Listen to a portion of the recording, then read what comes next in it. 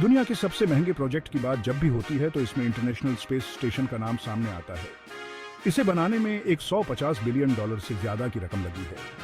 ये इतना महंगा है कि अमेरिका, रूस, जापान, कनाडा और यूरोपीय स्पेस एजेंसी ने साथ मिलकर बनाया है। अब इसे खत्म करने का फैसला किया गया है। अंतरिक्ष में मौजूद इंटरनेशनल स्पेस स्टेशन, जिसे हम ISS कहते हैं, विज्ञान का करिश्मा है। यहाँ अंतरिक्ष यात्री जाते हैं और लंबा समय बिताते हैं। इस दौरान वह रिसर्च करते हैं, लेकिन अब नासा ISS को तबाह करने वाला है। इसे बनाने में जहाँ अरबों डॉलर लगे हैं, तो इसे तबाह करना भी सस्ता नहीं होने वाला। नासा ने एलन मस्क की कंपनी SpaceX को स्टेशन को सुरक्षित रूप से कक्षा से बाहर निकालने और पृथ्वी पर सुरक्षित रूप से गिराने के लिए $843 मिलियन यानी 70 अरब रुपए का कॉन्ट्रैक्ट दे रहा है। ISS को 2030 में रिटायर किया जाएगा। इस अंतरिक्ष प्रयोगशाला का पहला हिस्सा 1998 में लॉन्च किया गया था।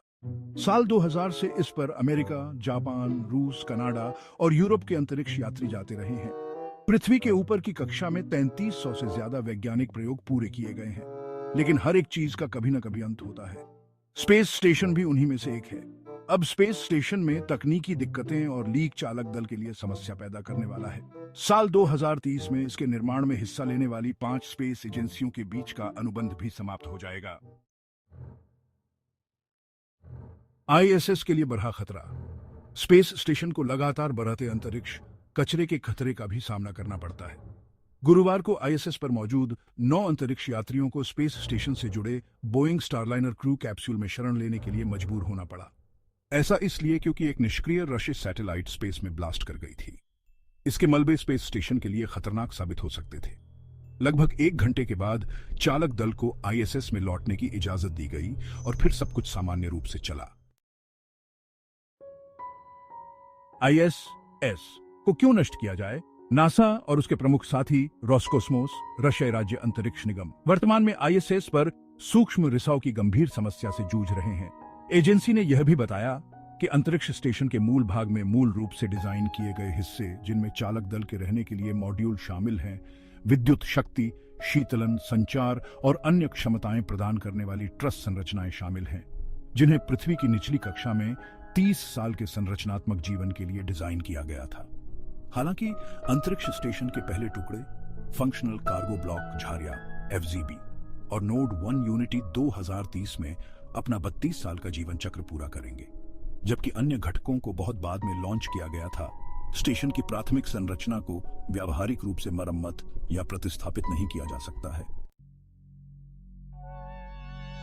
National aeronautics and space administration ने इस बात का विश्लेषण किया कि उसने स्टेशन को नष्ट करने का फैसला क्यों किया है। अपने निष्कर्ष पर पहुंचने से पहले एजेंसी ने कई अन्य विकल्पों पर विचार किया, जैसे कि ISS को अलग करना और पृथ्वी पर वापस लौटना, या किसी बड़े अंतरिक्ष यान की मदद से इसे उच्च कक्षा में ले जाना। इसलिए स्टेशन को उसके जीवन के अंत में कक्षा से हटाना मानव इतिहास में अंतरिक्ष में सबसे लंबे समय तक सेवा देने वाले चालक दल के वाहन को निष्क्रिय करने का सबसे सुरक्षित और एकमात्र व्यवहार्य तरीका है। नासा ने एक प्रेस विज्ञप्ति में घोषणा की, अंतर्राष्ट्रीय अंतरिक्ष स्टेशन को नियंत्रित तरीके से, सुरक्षित और जिम्मेदार तरीके से कक्षा से बाहर निकालने की तैयारी करना अत्यंत महत्वपूर्ण है, जिसका उद्देश्य आबादी वाले क्षेत्रों को खतरे से बचाना है।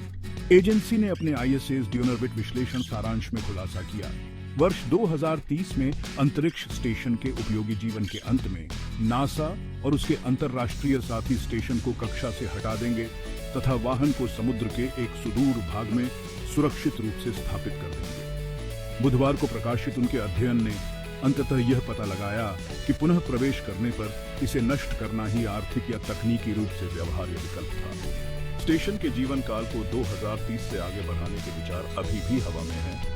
नासा अपने अंतर्राष्ट्रीय भागीदारों के समझौते का इंतजार कर रहा है। इस बीच नासा ISS को प्राइवेट कंपनियों द्वारा बनाए गए स्पेस स्टेशनों से बदलने की योजना बना रहा है।